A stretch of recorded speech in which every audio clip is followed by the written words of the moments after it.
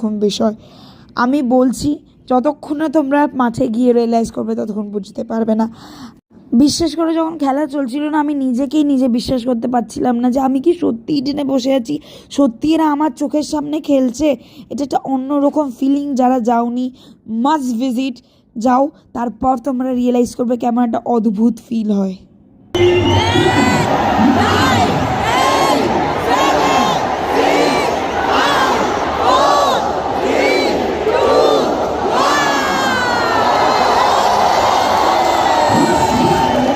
Punjab toss জিতে decide করলো ওরা ফিল্ডিং করবে, কেকেআর অটোমেটিক্যালি ব্যাটিং পেলো। আমরা খেলা দেখতে দেখতে তারপর রোল আনলাম, রোল খাচ্ছিলাম, রোল খেতে খেতে খেলাটা দেখছিলাম। একটা ইনফরমেশন দিয়ে রাখি, ওখানে কিচ্ছু এলাও করে না, কিচ্ছু না, সব কিছু ওর ভেতর থেকেই কিনতে হবে। আর জিনিসপত্র একদম বাজে কোয়ালিটি, আর আননেসেসারি টাকা নেয় অযথা।